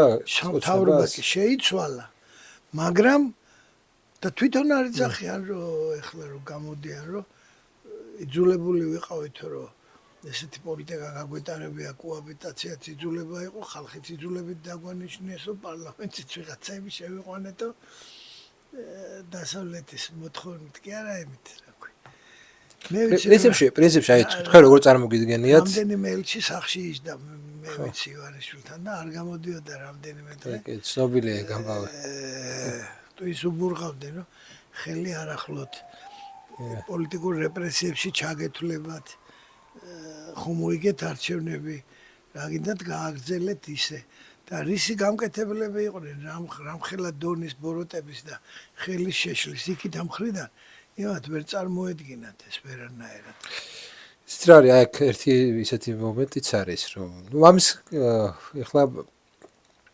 თავარი პრობლემა ეხლა ამ კონსტიტუციური მოხდის არის დაიწყო პრინციპში უკრაინის ომის შემდეგ უკრაინაში რაც დაიწყო ეს ომი და აღმოჩნდით რაღაცნაირად უცნაურ მდგომარეობაში, ძალიან უცნაურ მდგომარეობაში აღმოჩნდით, ხო? ჩვენ ხედავთ რომ ის ვინც აი ჩვენაირი ქვეყნები, გულისხმობ მოლდოვას, უკრაინას, ის ვინც იმ გზას ატარებდა, რაც აქამდე იყო, ხო? არ მუშაობს, ხო? ეხლა შემთხვევითი არ არის თქვენც უკვე ხართ პოლიტიკურ მოძრაობაში, ხო? და ამ მოძრაობას ნეიტრალური საქართველო ქვია, ხო? ხო და აი რა მოხდა აი თქვენი აზრით როგორ წარმოგიდგენიათ რა მოხდა ისეთი ჩვენთან შიგნით შიდა დისკურსში რომელმაც აი რაღაცნაირად გამოაჩინა საგარეო რაღაცა მრავალი მიმართულება რაც აქამდე დახურული იყო ეს დახურვა იყო თუ არა რაც აქამდე იყო ხელოვნური, თუ ეს იყო უბრალოდ ჩვენ ესეთი ვიწრო საგარეო აზროვნების შედეგი. ხო, ყველაფერი ხომ არ არის მარტო გარედან. შეიძლება შიგნით ეგეთი мотивაციის ადამიანები ვიყოთ, რომ არ უყუროთ დანარჩენ სამყაროს, უყუროთ მხოლოდ ერთი მიმართულებით, ხო? აი, მაგალითად, ჩვენი ბრალია რაღაცეები თუ და მე პროცესში მოგვიწია გადააზრება, თუ ეს იყო რაღაცნაირად იძულებითი ნაბიჯები. საერთოდ მე მგონი რაც ადამიანს მოსდის, ადამიანით რომ დავიწყოთ თავის ბრალია ეს მგონი არა. თქვენ კითხავს რომ უბრალოდ ჩვენი ცოტა რიტორიკული გამომივიდა ვიცი. ჩვენი ბრალია რა თქმა უნდა ახლა მანდ ორი აზრი არ არსებობს პირველ რიგში შენ რაც გემართება შენი ბრალია. სახელმწიფოსაც ჩვენმა ნაბიჯებმა განაპირობა ის ისინი ხო ისე გექცევიან როცა ხედავენ შენ რას აკეთებ და როგორ იქცევი. სადაც გაუვა იქ ბოლომდე ასე ვთქვათ უკაცრავად ამ ჟარგონზე მოგაწვება. თუ დაინახა რომ რაღაცა ან არგუმენტირებულად შეეპასუხე ან რაღაცა აი ეხლა რომ ვითხოვთ მაგალითად რომ აი და მოვიდნენ და გველაპარაკონ აი ჩვენ არგუმენტები გვაქვს ისა გვაქვს ესა გვაქვს ეხლა როცა ძლიერია გაცილებით ამ სიტუაციაში ეს ხელისუფლება ხო მაშინ არ იყო ესე ძლიერი მაშინ თვითონ უფრთხოდნენ ამის გაკეთებას იმიტომ რომ შიგნით არ იყვნენ ძლიერები ჯერ კიდე ახალი სიტუაცია იყო და ძალიან ბევრი ხელის შემშლელი პირობა იყო როგორც შიგნით ეკონომიკური ფინანსური რაღაც სახელმწიფო მოძრაობები მე ეს ყველაფერი მესმის მაგრამ აქ არის ჩემი აზრით მიუხედავად იმისა რომ ბალანსი შიდა პოლიტიკაზე ვიძახი ძნელი დასაჭერი იყო ეს ბალანსი მაინც მე მგონი პატარა გადახრა იყო იქითკენ რომ ვაცალოთ შეიძლება სიტუაცია თავისით დაალაგდეს ის იმას რასაც ეუნებოდნენ უცხოელები მე ესე მგონია შეიძლება ვწდები ეს იყო შიდა ისიც რა თქმა უნდა შიში იმის რომ რაღაცა ჩხარა არ წავიდეს რადიკალიზაციისკენ და რაღაცა ისევ არეულობისკენ და პირველი არჩევნები ჩატარდა ხო ამით ვამაყობდით პირველი დემოკრატიული არჩევნები ჩავატარეთ შედეგები დაიდო პარლამენტი შედგა პირველი დემოკრატიულად არჩეული ასე შემდეგ ეხა რო გავაკეთოთ მკვეთრი ნაბიჯები შეიძლება ამან სიტუაცია ისე შეცვალოს რომ ამას ყველაფერს რასაც მივახციეთ აი ეს დავკარგოთ მე ამას ვუშვებ ეს იყო ამას ფიქრობდე აი რო შევადაროთ ეს შეიძლება ჩემი სუბიექტური ხედვაა მაგრამ რო შევადაროთ წინა ხელისუფლებებს ვიძახი აი ბოლო 3 წელი რო გამოვაკლოთ ხო ყველაზე ესეთი პროდასავლური თანამდებობრივი პოლიტიკა მაინც ქონდა ქართულ უცნობას რა გაგებით ყველა ინსტიტუციაში პრინციპში იმას აკეთებდა რომ დასავლეთი ყოფილიყო კმაყოფილი ყველგან სააკაშვილის კი აი შეგახსენე ბენდუქიძე რო გამოვიდა და იქ რო იყო კონფლიქტი ბეთალერეგი ისინი იყო წინააღმდეგო ესე არ იყო სააკაშვილი რომ ეგ ბრმად ესე იგი აკეთებდა ხო ყველაფერში აბსოლუტურად ყველაფერში პრინციპში ქართული ოცნება უნდა ყოფილიყო მე ესე ვუყურებ იმ პოლიტიკის რა პოლიტიკას ატარებდა დასავლეთისთვის ფავორიტული ძალა აი რატო ვერ ჩაჯდა რატო ვერ მოხდა ეს კონფლიქტი რატო ვერ ჩაჯდა ეს აი ეს ცოტა მიკვირს მე აი გაკურებულია რომ კი გასაგებია რომ ეგ ომის საკითხი შეიძლება უთანხმოება ქონოდა ეგ უთანხმოება რატომ გადაზარდა იმაში რასაც გადაზარდა უკრაინის ომის მერე ხო ანუ ხო შეგიძლიათ ძალაუფლება შეგენარჩუნებ კი რაღაც ყველაფერში 100% თუ არა 99% მოყვებოდა ეს პოლიტიკური ძალა ჩვენ ვართ ნაწილი უпроსორეთ უკრაინაში ომის დაწყების მერე გაცილებით უფრო გავხდით იმ გლობალური დაპირისპირების ნაწილი რაც მიმდინარეობს მსოფლიოში ეს არის ბრძოლა ლიბერალ ტირე გლობალისტებსა და მემარჯვენეებს როგორც ეძახიან მემარჯვენეებს სხვადასხვა ქვეყანაში ეროვნულ ძალებს ეძახიან და ასე შემდეგ თავის ქვეყნის ინტერესების გამტარებელ ძალებს შორის ჩვენ გავხდით ამის ნაწილი ისინი მოელოდნენ რომ ჩვენ უპირობოდ ყოველგვარი კითხვის ნიშნის გარეშე დავდგებით მათ მხარეს. საკმარისი აი ესე ვთქვათ, რო დამდგარიყავით იმათ მხარეს. ეს უსაფრთხოებას მოგვიტანდა? არა, არანაირად, იმიტომ რომ უსაფრთხოებას არავინ არ გპირდებოდა, არასოდეს. მე ყოველთვის ვიმეორებ და არ დამავიწყდება ამის გამეორება. ნატოს მეხუთე თავი არ იძლევა უსაფრთხოებას, არ აძლევს უსაფრთხოებას იმ ქვეყანას თუ ვინმე დაესხა თავს. იმიტომ რომ იმ მეხუთე თავში წერია შავით თეთრზე, რომ ყველა სახელმწიფო თვითონ წყვიტავს ნატოს წევრ ქვეყანას თავდაცვის შემთხვევაში თუ როგორ დაეხმაროს იმ ქვეყანას. შეიძლება ეს ჰუმანიტარული იყოს, შეიძლება ეს შეიარაღებით, იქ არსად არ წერია რომ პირდაპირ მონაწილეობით და ომში ჩართვით ეხმარება. იქ წერია რომ ზოგი ჰუმანიტარული დაეხმარება, ზოგი რაღაცა იმით, რა ქვია, დოკუმენტები, ზოგი ამით, ზოგი იმით, ზოგი რა ქვია იმას, ლოჯისტიკით და ასე შემდეგ. იქ პირდაპირ არ წერია დახმარებაზე. ამიტომ რომ ეს უკვე ის არის. გასაგებია, რომ საფრანგეთი, სიტყვაზე რა, საფრანგეთი,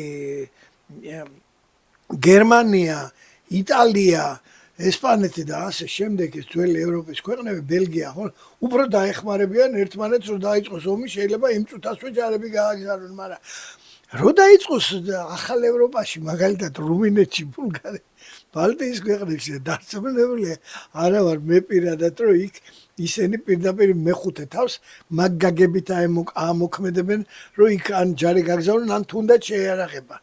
რამდენი ხანი დაჭირდათ უკრაინისთვის ნორმალურად შეიარაღების გაგზავნისთვის? ხო, საკმაოდ დიდი ხანი, მაგრამ ნუ გაუგზავნეს. ბოლო გაუგზავნეს, მაგრამ რადგან ნახევარი უკრაინა გაჟუჟა ამასობაში რუსეთმა და მესამე ტერიტორია წაიღო 15% მაინც არა მიარაღის მიწოდებას დაუწყებდნენ. ეხლა 20% აქვს, ხო წაღებულია ამბობენ. ზოგი 20 ამბობს, ზოგი უფრო მეც. მე უფრო ვიცით რა მაინტერესებს. აი თვითონ ის გაგება წყენის პოზიციაში რო არ ჩამდარებოდ გაგება რომ აი უნდათ რა თვითგადარჩენა უნდათ რა არის ამაში გაუგებარი რომ კი შეიძლება შენ რიტორიკულად რუსეთს ებრძოლო, მაგრამ რეალური ნაბიჯები არ გადადგა რუსეთის წინააღმდეგ, იმიტომ რომ იცი რომ მოხდება სერიოზულად და არ არის ეს გარანტია. ამის გამო ესეთი ზეწოლა რეალურად ამდენი რევოლუციის მცდელობა იყო, ხო, ამის შემდეგ, რომელიც რაც შეჭირდებოდა ესეთი გამწვავება, რა იყო? აი მაგას რასაც თქვენ ამბობთ, იანი ანგარიშს არ უწევენ ამდენ რევოლუციის მცდელობას და ეგეთ რამებს. მაგათთვის არის მათი ინტერესის ნარატივი. ინტერესის ნარატივი არის, რომ რაც შეიძლება მეტი სახელმწიფო ჩაებას რუსეთთან წინააღმდეგობაში, მოდი ესე დიპლომატიურად თქვათ. თუნდაც ომში კი არა, რუსეთთან წინააღმდეგობაში, ღია წინააღმდეგობაში, რომ რუსეთის ყურადღება იყოს მათზე გადატანილი. აი ყოფილი საბჭოეთის რა ქვია ქვეყნებზე, რომ იმის იქით არც დრო დარჩეს მერე გაავრცელოს თავის მე მაგალითად აი ბოდიში ეხლა იყო გაეროს სხდომა უკრაინასთან დაკავშირებით. აზერბაიჯანი არ დაესწრო. სომხეთმა თავი შეიკავა. საქართველოს პროუკრაინული გადაწყვეტილება მიიღო. მაინც ანუ მეტი რა უნდა გააკეთოს საქართველოს ნაირმა ქვეყანამ, რომ დააფიქსიროს ის, რომ ის საერთაშორისო არენაზე მხარს უჭერს უკრაინას და რუსეთს წინააღმდეგობას უწევს. აი რა უნდა ჯარი რო ყავდეს კი მესმის, რომ ძლიერი ჯარი რო ყავდეს მესმის, რომ რაღაცა ეგ მოთხოვან, მაგრამ ზომა და წონაც ხომ არის თავის პოლიტიკაში ხომ აქვს ამას მნიშვნელობა, ხო? მათთვის ვინც გადაწყვეტილებას იღებს, ჩემი პასუხი ესეთია. ეს საკმარისი არ არის. ჩვენი აი თუნდაც ეს ნაბიჯი საკმარისი არ არის. და გადაწყვეტილებას იღებს, მე არ მეყვარს deep state. მე უფრო სულ ვეძახ ხოლმე ამას გლობალური ომის პარტიას. მას ვისაც არ უნდა ომის დამთავრება ეხლა, აი ესეთი პირობებით, როგორი პირობებითაც რუსეთი დანახმაა, რომ ცეცხლის შეწყვეტა მოხდეს. აქ არის სამშვიდობო მოლაპარაკებაზე საუბარი. აქ არის მარტო ცეცხლის შეწყვეტაზე. ომი უნდა გაგრძელდეს. ტრამპი რო იძახის, რომ მე რვა ომი დავამთავრებ, ყველა იქ მოხდა ცეცხლის შეწყვეტა და არა ომის დამთავრება. ყველა მაგ იმაში, რა ქვია, სიტუაციაში. ომის გაგრძელების мотиваცია. რა თქმა უნდა. და ჩვენ უნდა ვიყოთ ამ ომის გაგრძელების ერთ-ერთი რაღაცა კიჩხი ესე ვთქვათ. კი, ნამდვილად. ნამდვილად ესეა, ეს უნდათ. სხვას მე ვერ ვხედავ. ბატონო კოდე, აი ბოლოსკენ მივდივართ და ბარემ მინდა ამ საკითხს შევეხოთ მოკლედ, რა თქმა უნდა. ეხა ირანში ეს ამბები დაიწყო, ნუ ამ ამ მონაცემებით უკვე 2000-ზე მეტი დარტყმა განახორციელეს ისრაელმა და შეერთებულ შტატებმა ირანის ტერიტორიაზე და ნუ იქ აიათოლაც გარდაიცვალა და იღუპა იქ ექსპერტთა საბჭოს 88 წევრი, ეხლა რამდენი გადარჩა ჯერ არ ვიცით, მაგრამ ნუ დარტყმა მიიღო. უამრავი ობიექტია დარტყმის ქვეშ, ასევე იმანაც უპასუხა, ირანმაც უპასუხა, აგერ იერუსალიმშია, თელ-ავივში არის გასროლი. არაბულ ქვეყნებში ყველაზე მეტად მოხვდა არაბეთის გაერთიანებულ საემიროებს, ხო, დუბაის და აბუ-დაბის, ასევე ალ-დაფარეს ბაზას და მოკლედ ჩამონათვალი ძალიან დიდი არის. იორდანიაშიც იყო, ქუვეითშიც იყო, ყატარშიც იყო, ომანშიც იყო და რაღაც ახალ ფაზაში შევდივართ. თქვენ აღმოსავლეთს იცნობთ, თქვენ იცით რა სიტუაცია არის, აი როგორ შევხედოთ ამას, ეს არის კიდე თქვენ ახსენეთ ახლა გლობალური ომის პარტია, ხო? ეს კონფლიქტი, ახალი კონფლიქტი. ეს არის აი რისი ნაწილია, ჯერ ესე ვთქვათ, აი რატომ დაიწყო ეს და რა უნდა მოველოდოს ჩვენ კონკრეტულად საქართველოს ამისგან. მე დავიწყებ იმით, რომ არავითარ შემთხვევაში არ ვეთანხმები შეხედულებას, რომ ტრამპი ებრძვის გლობალური ომის პარტიას. არავითარ შემთხვევაში ტრამპი გლობალური ომის პარტიას არ ებრძვის და არასოდეს არ უბრძოლია. ტრამპი ყოველთვის ცდილობდა მათთან მოლაპარაკებას. თავიდანვე, როცა დაიწყო აქტიური საქმიანობა, მაშინვე, იმიტომ რომ გლობალური ომის პარტია ეს არის სამხედრო სამრეწველო კომპლექსი. სამხედრო სამრეწველო კომპლექსთან ტრამპი არასოდეს არ იომებს. ეს ფუნდამენტია ამერიკის. თავის პრინციპში მოგწონს ეს არ მოგწონს. არასოდეს არ იომებს. ის ყოველთვის შეიძლება მათთან მოლაპარაკებას. და შეეცდება რომ მაქსიმალურად ისე როგორც ბიზნესში ცდილობს ყოველთვის და ისე როგორც ქვეყნებთან ურთიერთობაში ცდილობს რომ დაემუქრება ხოლმე ამას გიზავთ, იმას გიზავთ, იმას აქვიზამ, გააგზავნის იქ აქ და მერე მოლაპარაკება და მაქსიმუმს რასაც გამოართმევს ის მიაქს.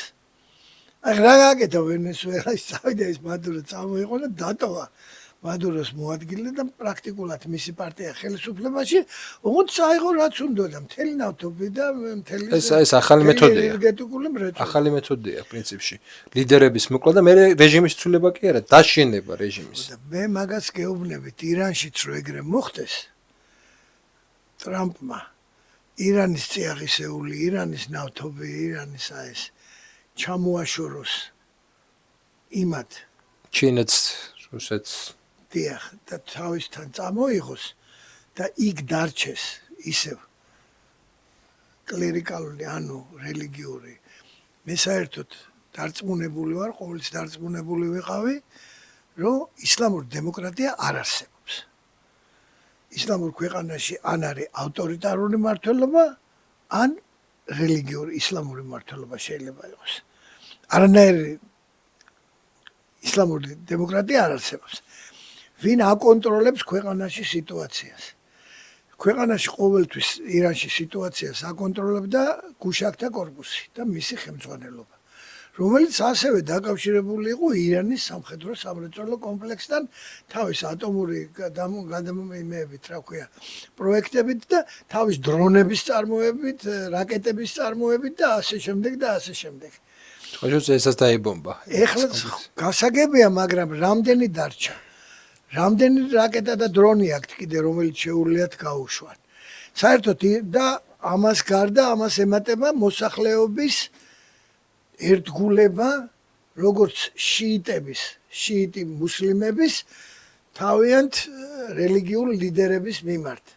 და მათთან თქვენ ვიეტნამიზაციას ელოდები? არ არის ეგრე, მე ველოდები, რომ ეს 3-4 კვირაში არ დამთავრდება ეს. ტრამპა 4 კვირა განაცხადა, ხო?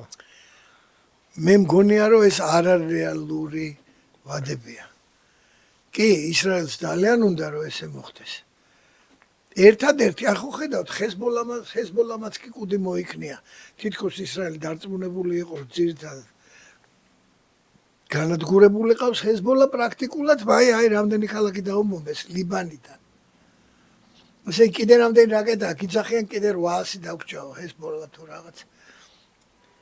და მაშინ როცა ეგონ აი შიიტი მოკავშირე ირანის პირველ რიგში ჰეზბოლა. ისინი ხუსიტები ჯერ ჩუმად არიან. ხმას არ იღებენ, მაგრამ ისინიც ერთგული მოკავშირეები არიან. იმათ დარჩათ თუ არა რესურსი რომ ჩაერთონ იემენელ ხუსიტებს კიდე ეს უცნობია. და ის იქვეა ყურესთან და საუდის არაბეთთან უფრო ახლოა ვიდრე ეგენი ვიდრე ანუ ომი გაგრძელდება. მე მგონია რომ ომი გაგრძელდება, მე ესე მგონია. ყოველ შემთხვევაში ის რომ შიგნით ხალხი აჯანყდება და ჩამოაგდებს ეს მოლების ხელისუფლებას, ეს მგონია არარეალური. 92 მილიონია ჩვენ რას უნდა ველოდოთ? ირანში. ჩვენ უნდა გავაგრძელოთ პრაგმატული პოლიტიკა, როგორსაც ვატარებთ და რომ ვეთანხმები. სხვათა შორის მე ერთი რამ მინდა თქვა, ეხანდელი ჩვენი მთავრობა სიტყვა ნეიტრალიტეტს არ ახსენებს თურმე ზუსტად ისე იქცევა ჩვენ რაც გვაქვს ჩვენ პროგრამაში და ჩვენ როგორც გონია რომ უნდა იქცეოდეს საქართველოს მთავრობა. უბრალოდ სიტყვას არ ახსენებს ნეიტრალიტეტს თორე. მკვეთ პოზიციას არ იჭერს. ხო რა, აი უფრო ჩვენ მხარეს არის, ვიდრე არა. ასე ჩვენ რო გულისხმობ ერთიან ნეიტრალურ მოძრაობას. მე ესე მგონია. კი ბატონო. უღრმესი მადლობა. დრო გავიდა უბრალოდ ძალიან ბევრი მე კიდე მინდოდა საუბარი და იმედია კიდე იქნებით ჩვენი სტუმარი და ნეიტრალიტეტზე უკვე მე ცალკე უნდა ვისაუბროთ, იმიტომ რომ ნეიტრალიტეტი დიდი საკითხია. მე მაინტერესებდა უბრალოდ ეს ჩვენი მე დარწმუნებული ვარ უკაცრავად ნეიტრალიტეტს ჭირდება ცალკე კვლევა. სერიოზული კვლევა ჭირდება ნეიტრალიტეტს იმისთვის რომ მოსახლეობას და პირველ რიგში და საერთოდ საზოგადოებას თუნდაც სამეცნიერო საზოგადოებას და იმას პოლიტიკურ საზოგადოებას უფრო ღრმად გავაცნოთ რა არის ეს ნეიტრალიტეტი და რისთვის გვჭირდება ქვეყანას რომ აი ვიყოთ ნეიტრალურები რეალურად. ეს ჯერ კიდე ჩვენ გვაქვს აი სადისკუსიო საკითხია მოდი ესე ვთქვათ. ხო, მაგრამ აი ღრმა კვლევის შედეგად მე დარწმუნებული ვარ რომ შევძლებთ დავამტკიცოთ ის რომ ეს არის ყველაზე სწორი გზა ჩვენი საგარეო. მოკლედ ავიღა პირობა რომ გავაგრძელებთ ნეიტრალიტეტზე საუბარს აუცილებლად. იმედია თქვენთვის საინტერესო იყო ეს გადაცემა და მინდა რომ დაგვეხმაროთ. დახმარება კი გამოწერაშია. გამოწერეთ არხი, გამოწერეთ თქვენ შეგიძლიათ ეს გადაცემა ნახოთ როგორც Georgian Force-ის ვებგვერდზე, Facebook გვერდზე, ისე ჩვენ გვერდზეც. გამოწერეთ და გააზიარეთ. მადლობა ყურადღებისთვის, მოაშვიხოთ.